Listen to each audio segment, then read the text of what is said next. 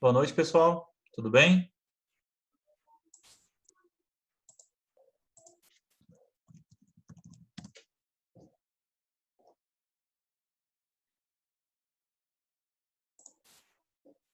Estão me ouvindo, pessoal?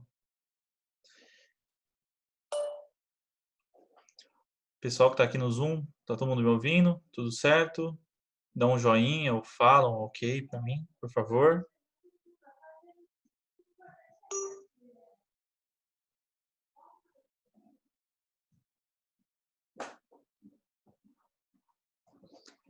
Beleza, pessoal? Então, vamos começar então a aula, então? Tá, todos estão me ouvindo, né? Então, tá bom.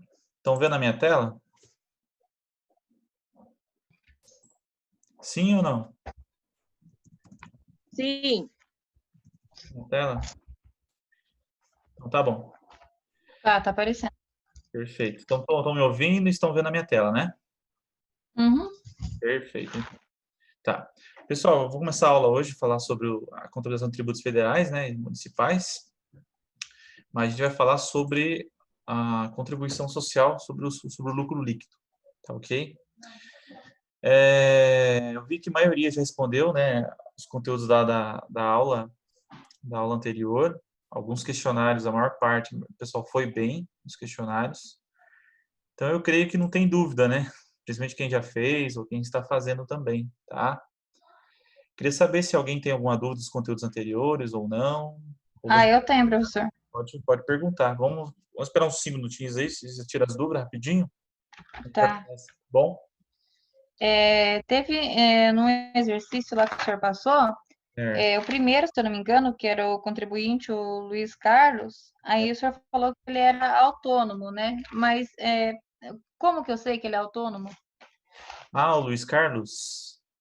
O Luiz Carlos do primeiro lá que eu passei. Não, o Carlos Rangel. Carlos Angel, aquele que eu passei no slide, né?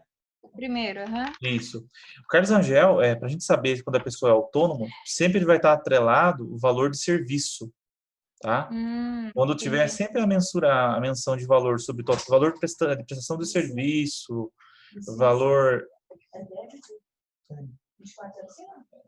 o valor de serviço, se tiver valor de serviço, base de cálculo, dedução, automaticamente a gente está falando de autônomo daí, tá?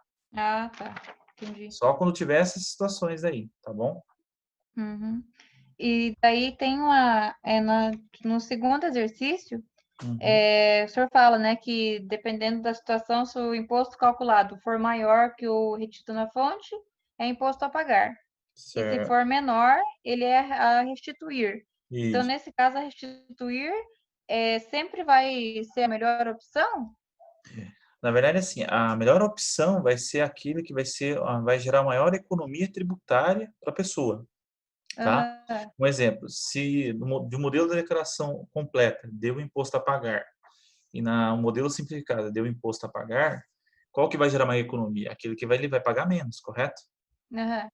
Quando, por exemplo, um modelo dá imposto a pagar e o outro dá restituir, a pessoa ela vai optar por restituir, porque restituir ela vai Entendi. receber de volta, entendeu? Ela vai ter algo positivo. Ela não vai precisar ficar pagando, onerando o bolso dela, entendeu? Então a restituição, quando tem uma restituição e tem um pagamento, a restituição é o olho da economia tributária. Quando tem as duas formas, tem dois pagamentos, ou um deu valor maior, outro menor, a pessoa vai ter que optar por aquele que é menor. Então, ou seja, esse que é menor, ele gerou maior economia para ela, vai poder pagar menos, ela vai se onerar menos. É nesse sentido, economia no sentido de pagando valor baixo e também aquilo que é algo positivo que a pessoa possa receber também. Essa é a visão da economia tributária. Ah, tá, entendi. Era essa a minha dúvida. Obrigada. Perfeito. Mais alguém, pessoal? Tranquilos? Então tá bom. Então tá quieto, né? Então eu vou tocar aqui. Pessoal, qual que vai ser o roteiro da aula hoje? O roteiro da aula hoje, ele vai ser basicamente, a gente vai envolver alguns conceitos, envolvendo a contribuição social sobre o lucro líquido. A gente vai também descrever um pouquinho das ações que o administrador pode fazer envolvendo a contribuição social do lucro líquido, principalmente nessas questões de gestão que a empresa pode estar fazendo. E, basicamente, também o que a empresa pode se aproveitar das lacunas que tem na legislação, né, que envolve a contribuição social sobre o lucro líquido, o que ele pode fazer para melhorar a sua gestão, tá? Nós aqui, como vocês são futuros administradores, a gente não precisa aprofundar na questão de contabilização, basicamente aprofundar em cada tipo de regime tributário.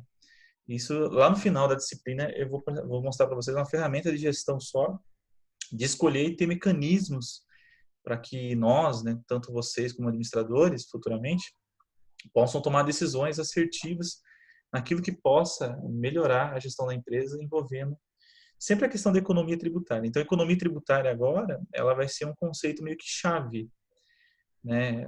Na aula passada, a gente falamos do imposto de renda, aquilo que onera menos o contribuinte, a pessoa física. Agora, a contribuição social do lucro líquido e as demais tributos que a gente vai estar estudando aqui ao longo das aulas, basicamente, todas elas também geram uma economia tributária, principalmente para os cofres das micros e das grandes empresas também. E a gente avaliando isso de forma correta, a gente consegue cada vez mais maximizar o resultado da empresa, maximizar o seu lucro, aumentar a rentabilidade e promover uma sinergia muito bacana, né? Eu falo bacana no sentido porque uma sinergia entre os processos, né? Uma sinergia positiva entre o processo de compras, processo de faturamento, processo de vendas, processo de produção, muito ligado aos mecanismos que o administrador pode usar para a sua gestão tributária, automaticamente. Então, ou seja, o que acontece? Nós, aqui, enquanto a gente está vendo esse conteúdo, muitas das vezes a gente pode enxergar que é um tema muito amplo, um tema muito complexo. Mas ele é um tributo também muito estratégico para o governo federal. O governo federal ele atua muito forte nesses tributos que envolvem principalmente as empresas, desde as pequenas até as grandes empresas, principalmente tributos que afetam a sua atividade, afetam a atividade lucrativa, afetam o resultado. E querendo ou não, uma empresa, ela sobrevive de lucro, sobrevive de resultado. Quando há uma tendência, uma caída nas suas vendas de forma abrupta, que está acontecendo agora, no momento atual, né? Que as vendas começaram a cair, a economia começou a entrar num processo de estagnação. Automaticamente, também as empresas precisam se reinventar em outras estratégias. Mas a parte tributária também, o governo, assim como a parte tributária, o governo está dando alguns subsídios e impactando fortemente nesses tributos, tá? Então, o administrador, quando ele se insere nessa temática, não é só enxergar o cálculo, mas enxergar assim, o que a gente pode levar de melhoria para dentro da empresa, dentro da contribuição, o que a gente pode fazer dentro da minha empresa, dentro da minha atividade. Embora eu não esteja envolvido necessariamente, mas o que cada departamento, cada setor, cada pessoa, muitas vezes nas suas atribuições mais simples que seja, o que ela pode impactar nisso, o que ela pode ajudar nessa questão também, tá? Então, basicamente, a gente entendendo o processo de mecanismo de contabilização, enxergando isso, nós conseguimos ter algum respaldo, basicamente, né, de que forma a gente possa atuar. Aí sim vai entrar a visão crítica de processo, as competências que vocês estão desenvolvendo aí ao longo de outras matérias, aí, planejamento, outras matérias envolvendo empreendedorismo, juntamente vai agregar tudo isso junto com essa disciplina, né? Juntamente com esse conteúdo para que possa ajudar vocês, tá? Então, ou seja, a gente vai hoje falar alguns conceitos, né? A questão do administrador, que já dei uma breve contextualização para vocês. A gente vai envolver alguns cálculos dos exercícios aqui, tá? 2 exercícios bem simples, tá? E depois eu vou fazer um fechamento aí com vocês, basicamente, do que a gente pode estar atuando aí nesse sentido, tá ok? Pessoal, vou estar alternando entre o WhatsApp e aqui o Zoom, tá? Então, eu vou estar mandando áudio lá no grupo também. Então, quem está aqui no Zoom, né, acompanha por aqui. Quem estiver lá no WhatsApp, acompanha pelo WhatsApp, tá? Mas eu vou estar mandando os áudios também, tá bom?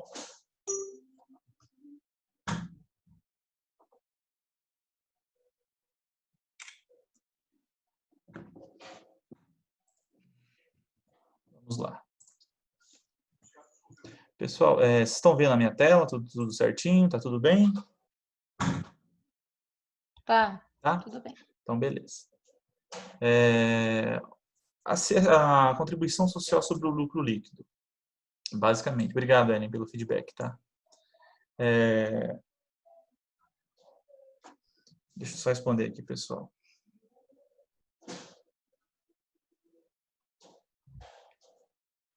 Não tem acesso. A contribuição social sobre o lucro líquido. Ela é um tributo, né, de competência da União, é um tributo federal, basicamente, né, a União que é responsável por instituir esse tributo. Esse tributo ele tem uma característica bem peculiar comparado com os outros, que ele não está harmonizado dentro da Constituição Federal. Então, se a gente for na Constituição Federal, a gente não consegue encontrar esse tributo escrito lá. Basicamente, ele foi criado através dessa lei, de forma dissociada da Constituição Federal, que é um diploma bem antigo, né? A Lei 7.689, de 1988, ela que institui esse tributo, tá? Se vocês forem acessar essa lei no site do Planalto, basicamente, essa lei ela está com alguns trechos vetados, alguns trechos atualizados por medidas provisórias, né? Outras legislações, e teve muita atualização. É um dos tributos que automaticamente ele está sendo pactuado na reforma tributária, passível até de extinção, ou basicamente ele também sendo extinto dentro da seara da legislação tributária, tá? O que significa contribuição social sobre o lucro líquido? O legislador, quando criou esse tributo, ele previu de alguma forma de estar pegando uma certa contribuição das empresas sobre aquilo que elas mais agregam valor, que é o seu resultado, o lucro ou o prejuízo do exercício. Ele encontrou uma forma de ajustar esse resultado, ou seja, o lucro ou o prejuízo do exercício, né? Se a empresa ela teve um resultado positivo, um resultado negativo, claro, com as suas devidas compensações e adições, de forma que essa empresa, por mais que ela contribua economicamente, gerando lucro, gerando uma atividade lucrativa que agregue valor à sociedade, automaticamente também essa contribuição é uma fatia, é como se fosse retirar da empresa essa fatia como forma de contraprestação para o governo. Então, ou seja, o fisco ele vai amarrando a atividade produtiva de toda e qualquer forma, seja pela renda, né, basicamente envolvendo imposto de renda, pessoa jurídica, envolvendo o lucro, através da contribuição social sobre o lucro líquido, os impostos recuperáveis, né, por exemplo, o ICMS, o IPI, o PIS, COFINS, que envolve basicamente a parte operacional, a parte produtiva, e outros impostos também, basicamente, que são impostos, a gente pode falar, entre aspas, são extrafiscais, né, que geralmente regulam a economia, mas voltado para o mercado exterior, também são impostos, também, cada um com a sua estratégia diferenciada. Quando foi criada essa contribuição social sobre o lucro líquido, os principais contribuintes dessa contribuição são as pessoas jurídicas, basicamente, de direito privado ou direito público, que basicamente são enquadradas nesse rol.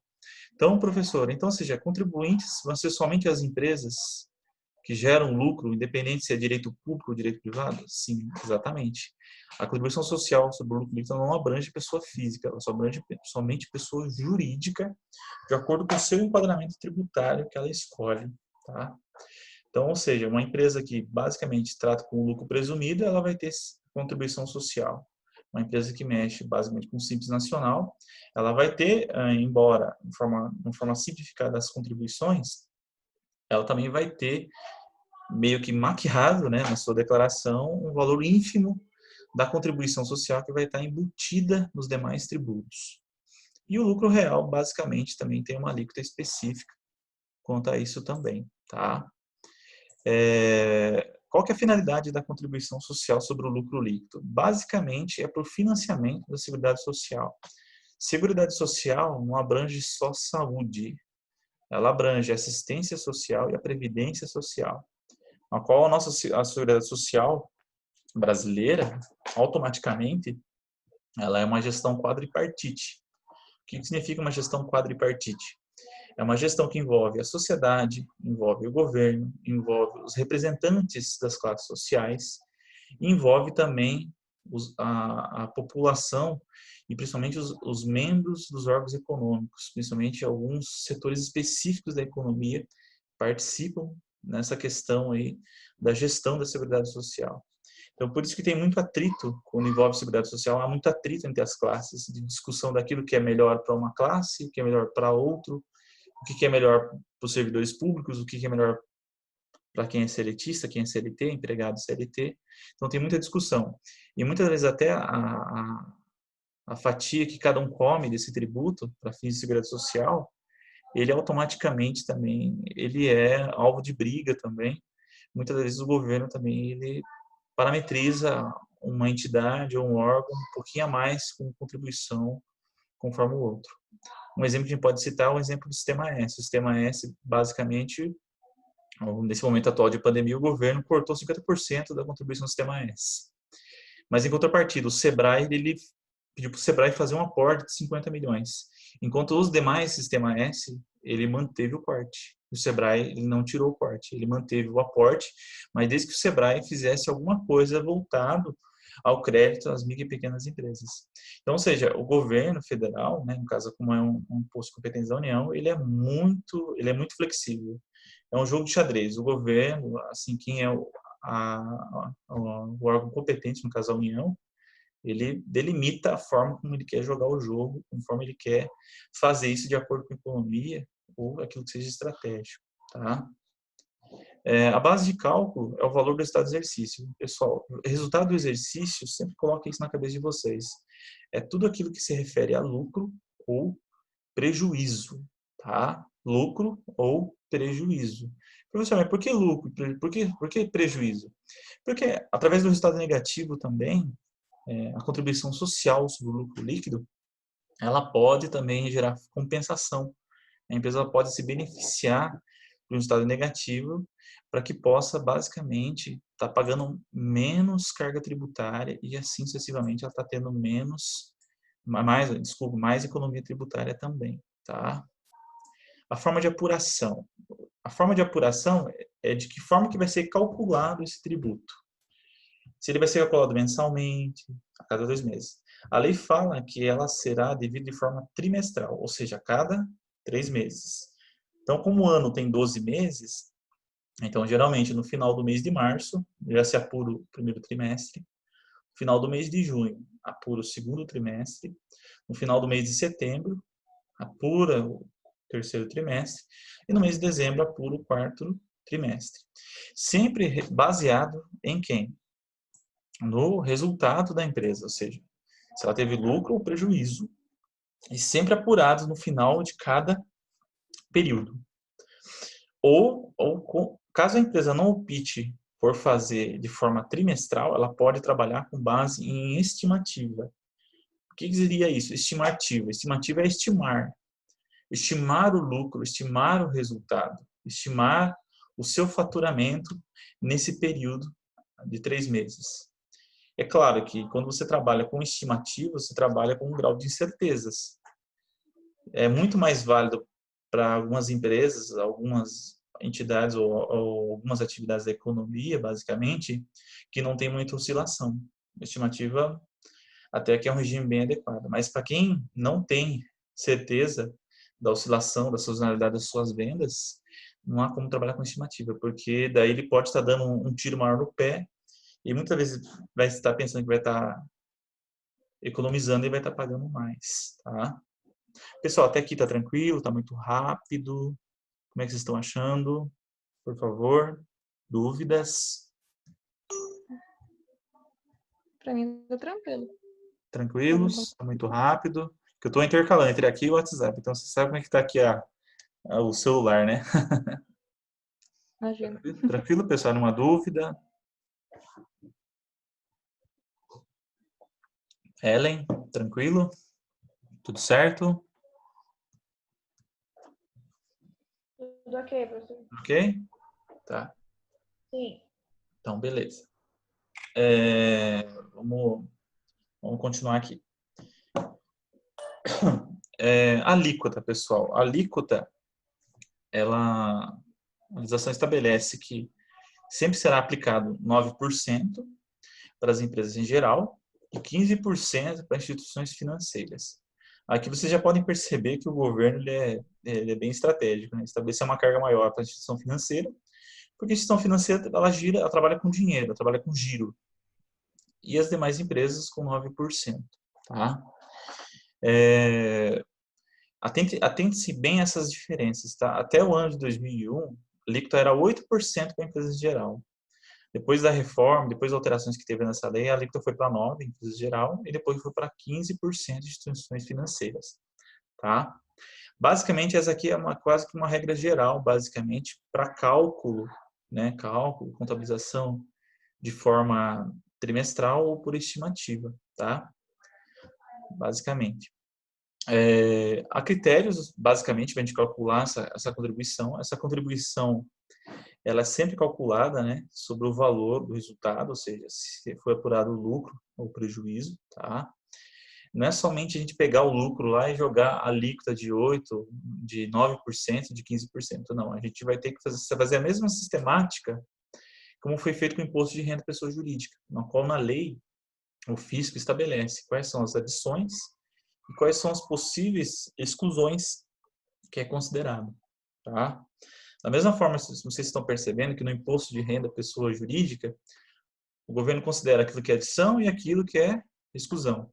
Quando a gente vai para o imposto de renda da pessoa física, lá na aula anterior, que vocês fizeram o cálculo lá do Carlos Rangel, fizeram lá do professor, tem coisa que vocês somavam e tem coisa que vocês subtraíam.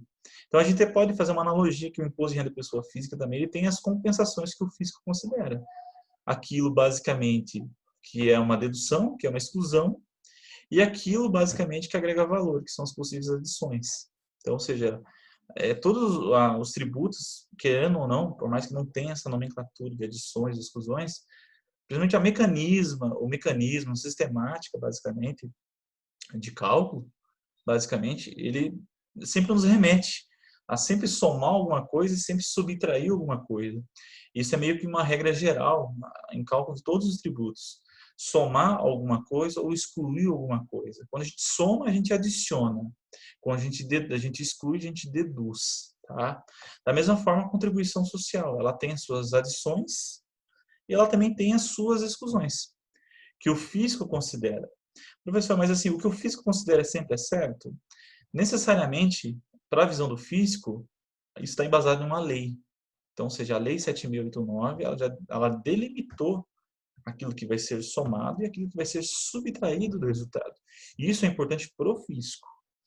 A empresa, ela pode basicamente fazer o cálculo do seu lucro, desconsiderando tudo que o fisco fala, desconsiderando toda essa parte aí, e fazer um cálculo basicamente para ter uma visão gerencial. Se precisa mexer em uma linha de produção, se precisa mexer em um produto, se precisa tirar um produto de linhas, se precisa mexer com folha, se não precisa mexer com folha, se precisa reduzir custo, em qual área tem que reduzir custo, em qual área tem que mexer com a parte variável, a parte fixa. Aí a gente pode fazer. De que forma? De forma gerencial, através de um balanço patrimonial e de uma DRE gerencial, que basicamente você vai pegar tudo o que é as suas receitas, subtrair os seus custos operacionais, aquilo que é não operacional e depois você vai encontrar o seu resultado, basicamente. A empresa que faz isso de forma paralela com o fisco, ela tem muito mais subsídios e instrumentos para poder debater. É nisso que a disciplina, muitas vezes, eu falo até a minha vontade como professor, muitas vezes, é vocês serem críticos a todo e qualquer resultado, né? É porque deu um resultado lá, vou ter que pagar isso. Mas será que realmente você tem que pagar isso? Será que basicamente você não tem uma outra alternativa, uma outra saída? Alguma coisa que, né, a legislação falou, alguma coisa não, mas você tendo o respaldo da sistemática da contabilização, a sistemática de cálculo, entender aquilo que soma, aquilo que subtrai, você mesmo pode até contestar, basicamente, algum valor ou alguma coisa, e basicamente tomar alguma decisão mais assertiva naquilo que vai prejudicar a empresa, né? Então, muitas vezes a legislação tributária ela nos provoca isso, meio que indiretamente, mas a gente ser crítico. Puxa, estou entendendo a parte teórica, estou entendendo a parte aí da contribuição social sobre o lucro líquido. Posso aprofundar isso, basicamente, no dia a dia lá, em uma empresa, basicamente setor de serviço, que trabalha com lucro presumido e está pagando uma alta taxa de uma alta contribuição social? Será que realmente está certo isso? Será que muitas vezes o anexo lá não tem uma abertura, não tem algum item que pode fazer que a empresa saia lá da alíquota maior e vá para a alíquota menor? E a gente tendo um mecanismo, a gente tendo um respaldo para a gente saber o que é isso, tá? Então, a contribuição social, assim como os demais tributos que eu estou dando para vocês, o administrador ele se insere em tudo, basicamente. Ele se insere o quê? Na visão de gestão. Por quê? O prolabore é da empresa, mas o prolabore é custo, basicamente. Nessa época de escassez de recursos que está acontecendo com a economia, basicamente, a questão tributária ela está muito mais latente ainda. Embora o governo tenha falado que não vai cobrar, né, entre aspas, ele suspendeu, mas ele não isentou. Opa, em nenhum momento ele falou, você não vai precisar pagar. Ele só suspendeu. Quando voltar a economia e começar a girar, qual a garantia que nós teremos, basicamente, se ele vai cobrar tudo uma vez só ou não, ou vai cobrar isso no longo prazo? De que forma a gente vai estar preparado para isso? A gente vai estar preparado para isso, a gente ajustando o nosso processo operacional, ajustando a nossa gestão, envolvendo, né, quem que é o proprietário, quem que é o dono, para que tenha essa visão crítica também. Ou muitas das vezes ele já encontra o momento aí, opa, de ele comunicar ao fisco de tal coisa. Porque a simples comunicação com qualquer entidade tributária, ela é muito bem vista com os olhos. Não quando ela é omissa, tá? Então, isso é um ponto bem importante para vocês, pessoal. Não só enxergar esse tributo, mas os demais que a gente vai enxergar, basicamente, né? Que não dá para explorar, essa disciplina não dá para explorar a magnitude que tem toda a forma da carga tributária do país. Mas, principalmente, os principais tributos que regem a nossa vida, né? Então, basicamente, ele tem uma influência muito grande no mecanismo dessas empresas, basicamente, né? Então, essa é uma sistemática da contribuição social, tá? Vamos passar para o próximo slide, já vou mandar aqui para o grupo também, tá bom?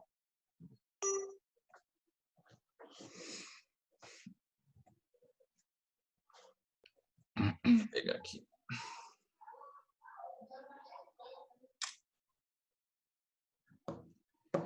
Aqui é a regra matriz, sintetizando tudo o que a gente falou, né, pessoal, no slide anterior. O aspecto material da contribuição social sobre o lucro líquido, o que é o fato gerador? A partir do momento que a empresa ela tem lucro auferido, ou seja, o lucro recebido, ou o lucro presumido. Então, ou seja, ele trabalha da seguinte forma: do lucro que foi calculado, contabilizado, encontrado, ou aquele lucro que foi estimado também, tá? A depender da opção da empresa. Então, ou seja, tanto o lucro recebido, o lucro realizado, calculado, que a empresa encontrou, ela apurou através dos seus processos e resultados, ele também é o fato gerador da contribuição social sobre o lucro líquido. Agora, aquele lucro que foi estimado, presumido, presumir e estimar é o mesmo significado.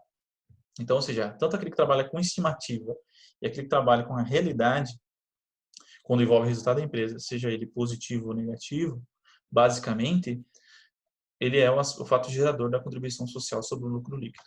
Professor, mas por que você fala que ali no slide está lucro e muitas vezes você fala prejuízo? A lei, ela sempre remete que a empresa sempre vai ter lucro. A empresa nunca vai ter prejuízo. Então, ou seja, na visão da empresa, na visão social de toda qualquer empresa, que a empresa ela vai ser economicamente ativa, ela vai produzir resultados e assim sucessivamente até o final da vida. Muitas das vezes, nos conceitos de todo o tributo, ele sempre fala do lucro. Mas quando a gente entra no detalhamento das alíneas, dos anexos, ele chega até o momento de falar, basicamente, do resultado negativo. Aqui o resultado negativo. O resultado negativo, basicamente, é o prejuízo do exercício, do mês, do trimestre em questão. Né? É que não fosse uma espécie de uma propaganda enganosa, basicamente, que vai só cindir sobre um lado, mas vai ter outro lado também, que o fato gerador vai ocorrer de qualquer forma, dependendo do que a empresa teve ou não. Tá? O aspecto temporal, momento que são oferidos, basicamente,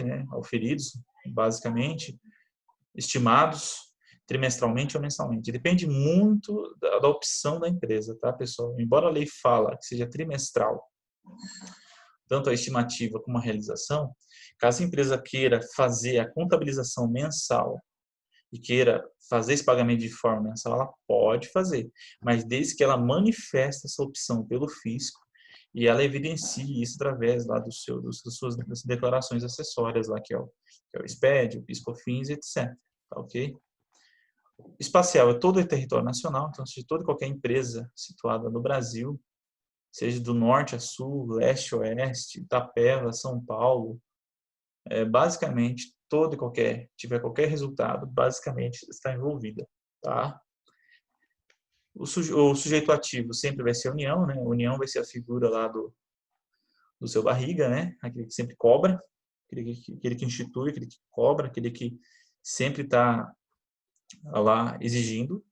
E o sujeito passivo vai ser a pessoa jurídica, toda qualquer empresa, né? Ou pessoa jurídica, direito privado ou público, basicamente está em volta disso. Qual que é a diferença de direito privado e direito público? Né? Muitas pessoas confundem. Direito privado envolve tudo que envolve particular. Então, se é uma pessoa jurídica de direito privado, é tudo qualquer empresa que envolve pessoas, a relação entre pessoas. Pode ser uma empresa pequena, o simples MEI, a MM, que é empresa, a empresa de pequeno porte, a sociedade limitada, a EIRELI, empresário individual. São pessoas que estabelecem relações com outras pessoas através de um instrumento, através de um contrato particular. Então, eles são regidos pelo direito privado. Pessoas regidas pelo direito público, o que são? São as instituições públicas, os órgãos, entidades que a administração pública dispõe. Quais são essas? Sociedades de economia mista, as fundações, as autarquias, as fundações. Professor, mas lá na entidade pública, lá, tem entidade que não gera atividade lucrativa? Tem, mas as sociedades de economia mista são entidades, basicamente, que geram a maior atividade lucrativa do Estado. Exemplo, Petrobras, Banco do Brasil, Caixa Econômica Federal, BNDES.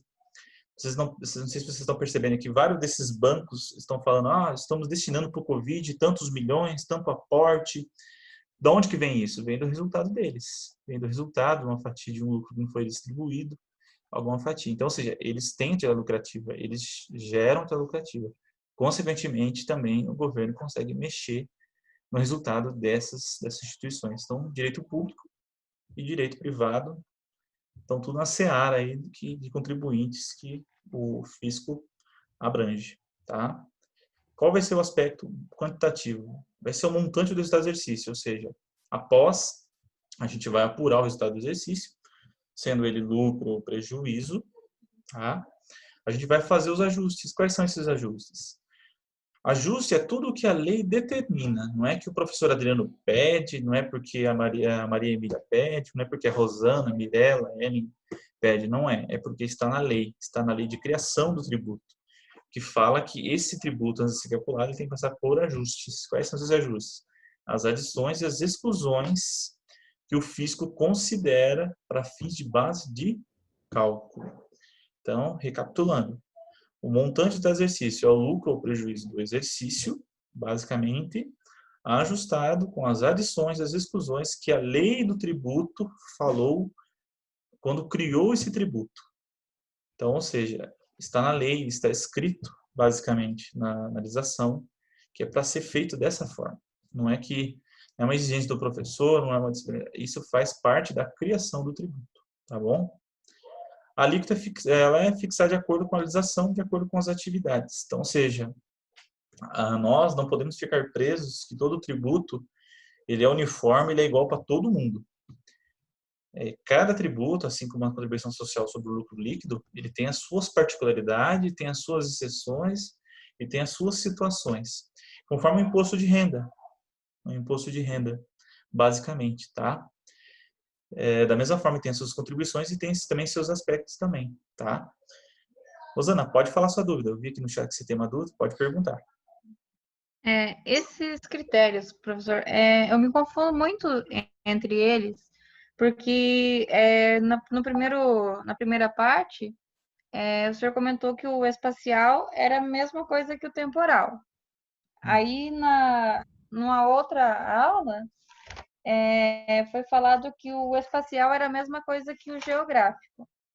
E aí tem temporal e tem espacial, então eu não sei muito bem qual que é a diferença entre eles. Tá. Porque parece que tem muitos que têm o mesmo nome e daí, de repente, aparece dois com o mesmo nome em um exercício, por exemplo. Não, tranquilo, vamos lá. Então, Rosana, aqui, ó. Esse critério de espacial, temporal, basicamente, até mesmo na construção da regra matriz, até muitos doutrinadores, até muitos autores, eles misturam os conceitos, tá? Muitos colocam geográfico, outros colocam espacial, outros colocam temporal. Não há uma certa uniformidade nisso, em todos os tributos, tá? Você pode até perceber que muitas das vezes, se a gente for levar a céu e fogo, basicamente, a gente pode até, por analogia, acepção, a gente pode até excluir o critério espacial e deixar somente o temporal. De que forma? Por exemplo, aqui, nesse da contribuição social. No momento que são oferidos trimestralmente ou mensalmente. Isso de acordo com qualquer empresa. Não precisaria, nessa visão, colocar ainda espacial e falar que é todo o território nacional. Porque se eu falo de qualquer empresa é qualquer lugar. Pode ser empresa lá da China, pode ser empresa lá da outra cidade daqui. Tá? Então, assim, não se prendam, basicamente, em decorar esse critério temporal e espacial, mas, basicamente, entender que cada tributo, que eu vou falar em aula, uma hora ele vai estar falando de um jeito e vai estar falando de outro. Tá? Porque até mesmo na legislação, ela também, muitas das vezes, por ser um diploma antigo, muitas vezes foi atualizado por várias medidas, esse aspecto da regra matriz foi meio que deixado de lado. Tá? Então, ele não foi atualizado junto com a lei. Então, ou seja, não se prendam com esse detalhe. Tem que decorar isso, não. Basicamente, o que a gente tem que entender? De que forma que ocorre esse tributo? De que forma que ele ocorre? Quando e quem vai pagar e de que forma é calculado? Só isso. Não precisa, basicamente, nossa, tem que entender, decorar o cálculo. Entender, basicamente, nessas linhas simples ou pequenas que eu estou escrevendo a cada slide, que vocês estão percebendo, basicamente, já mata, basicamente, o seu entendimento, tá? Não precisa, basicamente. Porque até na legislação, ela é confusa, tá? E a gente, quando a gente traz aqui para a sala de aula, traz para vocês, a gente tenta meio que simplificar de alguma forma. Porque, muitas das vezes, embora os conceitos temporal e espacial, na nossa cabeça, envolve tempo e espaço, a sua amplitude, por exemplo, dentro da física, é diferente. Mas, para nós, a administração é a mesma coisa. Então, ou seja, cada palavrinha temporal e espacial, em alguns momentos elas podem se misturar, dependendo da área, ou não, que é o caso aqui, no caso da legislação tributária, tá? Não sei se respondi a sua pergunta. É.